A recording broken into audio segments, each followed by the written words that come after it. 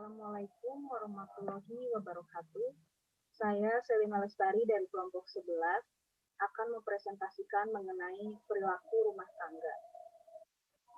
Sebelum kami melanjutkan presentasi kami ingin mengucapkan terima kasih banyak kepada dosen pembimbing kami dan semua teman-teman kami. Dan juga sebelum saya melanjutkan presentasi saya akan mengenalkan teman-teman kelompok saya, yaitu Rizky Rahmanto, Sariah Imelda, dan Siaman Jendrato. Berikut mengenai perilaku rumah tangga.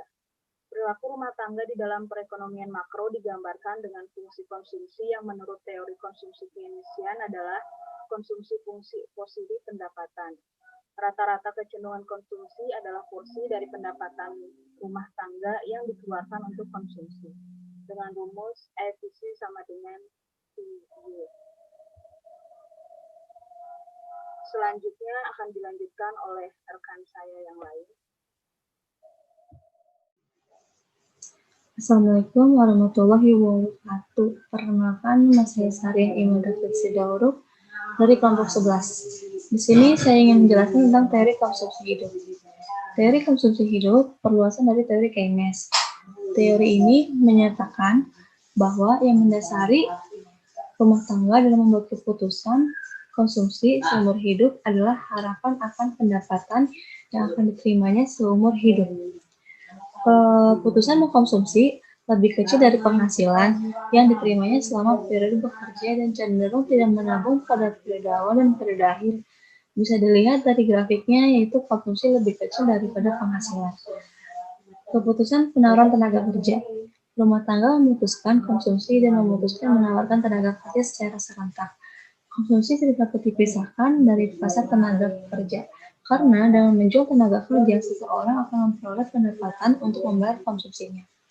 Faktor-faktor yang menentukan jumlah tenaga kerja yaitu 1. Tingkat upah, 2. Harga-harga barang dan jasa, 3. Pendapatan lain-lain di luar dari pekerjaan.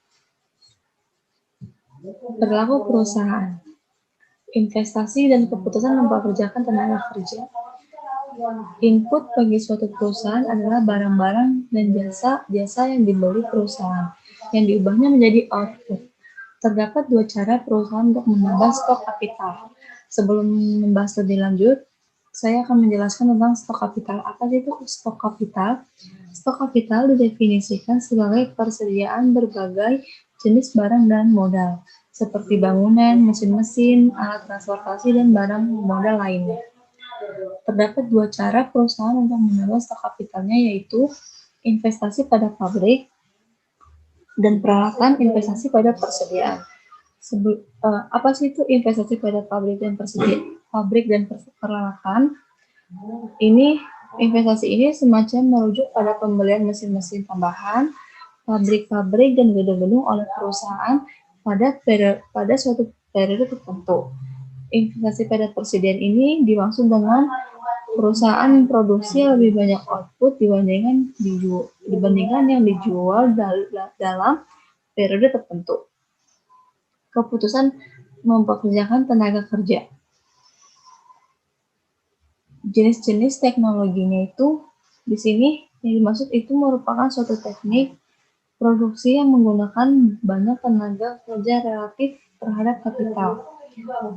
Teknologi intensif kapital itu adalah teknologi memproduksi yang menggunakan banyak kapital relatif terhadap tenaga kerja.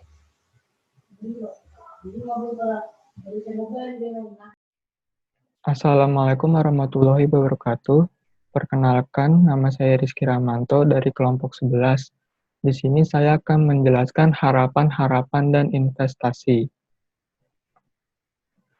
Keputusan investasi memerlukan pandangan tentang masa depan dan harapan-harapan terhadap masa depan. Harapan-harapan akan masa depan tersebut disusun dengan informasi yang kurang sempurna. Keynes menyimpulkan bahwa banyak aktivitas investasi tergantung pada psikologi dan apa yang dia sebut sebagai semangat binatang dari wirausaha, atau bisa disebut animal spirit of entrepreneur, di mana hal itu akan membantu mewujudkan investasi sebagai komponen dari GDP. Selanjutnya, Investasi pada persediaan. Menghitung stok persediaan pada akhir suatu periode dapat dilakukan sebagai berikut. Stok persediaan akhir periode sama dengan stok persediaan. Awal periode ditambah produksi dikurang penjualan. Secara singkat, dapat disebutkan bahwa terdapat beberapa faktor yang mempengaruhi keputusan investasi perusahaan serta keputusan yang berkaitan dengan ketenaga kerjaan. Faktor-faktor tersebut antara lain: 1. Tingkat upah dan biaya kapital. 2. Harapan perusahaan akan output yang akan datang. 3. Jumlah kelebihan tenaga kerja dan kelebihan kapital yang ada. Ada kaitan penting antara produksi, penjualan, dan investasi persediaan. Kaitan-kaitan tersebut yaitu: 1. Investasi persediaan. 2. Sebuah kenaikan yang tidak dapat diharapkan pada stok persediaan memiliki efek negatif pada produksi yang akan datang. 3. Tingkat produksi. Selanjutnya, hubungan antara output dan pengangguran. Terdapat 3 hal penting untuk membuat perubahan pada tingkat pengangguran kurang dari persentase perubahan pada output dalam jangka pendek. 3 hal pentingnya itu: 1. Ketika output naik 1%, jumlah pekerjaan tidak ada kecenderungan untuk meningkat hingga 1% dalam jangka pendek. 2. Terdapat lebih banyak lapangan pekerjaan yang tersedia diisi oleh orang yang sudah punya suatu pekerjaan. 3. Para pekerja yang berhenti dari pekerjaannya kembali masuk dalam kelompok pencari kerja. Pertanyaan: apa itu rumah tangga dalam perekonomian? Coba jelaskan siapa aja yang berperan dalam perilaku ekonomi tersebut.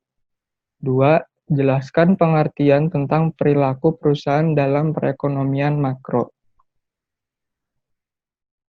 Assalamualaikum warahmatullahi wabarakatuh. Perkenalkan, nama saya si Aman Jendate dari kelompok 11 dengan judul Perilaku Rumah Tangga dan Perusahaan dalam Perekonomian Makro. Saya akan menjelaskan tentang materi terakhir, hubungan antara output dan pengangguran. Terdapat 3 hal penting, yaitu pertama, ketika output naik 1%, jumlah pekerjaan tidak ada kecenderungan untuk meningkat hingga 1% dalam jangka pendek. Terdapat lebih banyak lapangan pekerjaan yang tersedia diisi oleh orang yang sudah punya suatu pekerjaan. Dan yang ketiga, para pekerja yang berhenti dari pekerjaannya kembali masuk dalam kelompok pencari pekerja. Tadi terdapat pertanyaannya, pertama yaitu apa itu rumah tangga dalam perekonomian? Coba jelaskan siapa aja yang berperan dalam perilaku ekonomi tersebut. Kedua, jelaskan pengertian tentang perilaku perusahaan dalam perekonomian makro. Baik, saya akan menjawab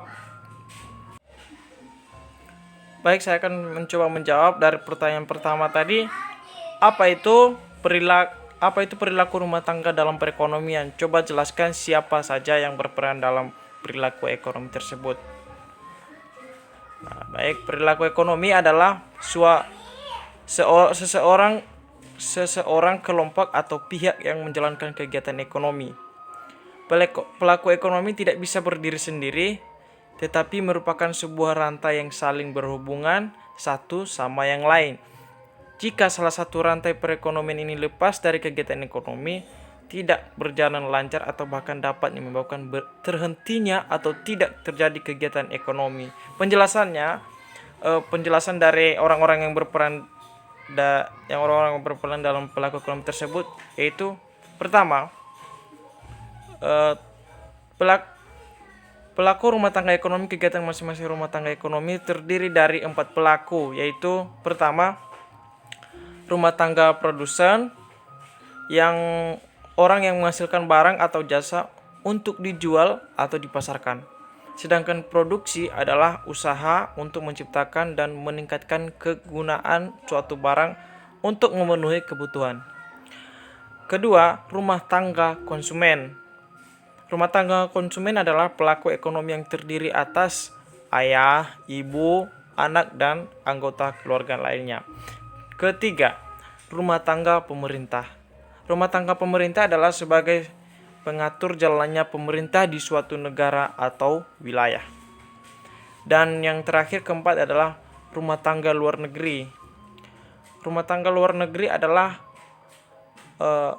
berperan sebagai konsumen yang mengimpor barang dari negara lain, sebagai produsen yang mengekspor produknya ke negara lain, sebagai investor yang menanamkan modal ke negara lain.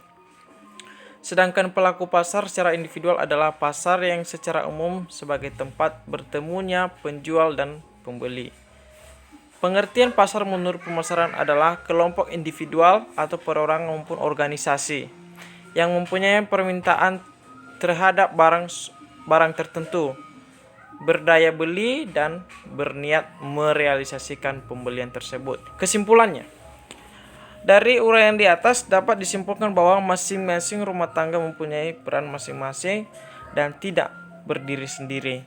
Rumah tangga produsen memproduksi barang sebagai pemenuh kebutuhan dari rumah tangga produsen, sedangkan perilaku pasar secara individual sebagai tempat untuk melakukan transaksi rumah tangga konsumen dan rumah tangga produsen. Tadi ada pertanyaan keduanya, yaitu jelaskan pengertian tentang perilaku perusahaan dalam perekonomian makro.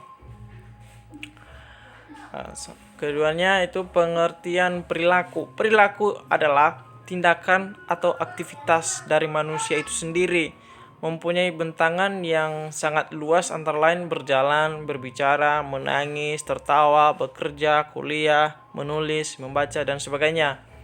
Sikap perilaku perusahaan. Dalam sebuah perusahaan pun tentunya mencari sumber daya manusia yang berkualitas tinggi agar perusahaan yang dapat berkembang dan memberikan keuntungan yang banyak pada akhirnya. Tugas seorang HRD atau Human Resource Development dalam pemilihan atau memanajemen sumber daya manusia harus sesuai dengan kemampuan yang dimiliki oleh calon pegawai, sehingga pekerjaan dapat dilakukan secara efektif dan efisien, serta agar tidak terjadi kesalahan pada nantinya. Dalam suatu perusahaan, salah satu yang sangat penting adalah manusia.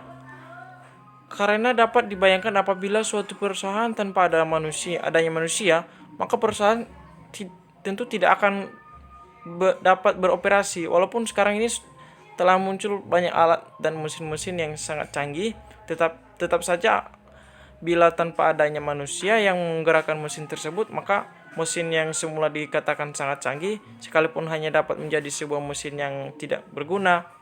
Oleh karena itu, perusahaan tidak boleh memperlakukan manusia atau pekerja dengan semaunya dan memperlakukan seperti mesin. Demikian yang bisa saya jelaskan dan bisa saya jawab dari kedua pertanyaan tersebut. Semoga dapat bermanfaat dan mohon koreksinya. Apabila ada kesalahan, saya memohon maaf dan saya kembali mengucapkan wassalamualaikum warahmatullahi wabarakatuh dan terima kasih.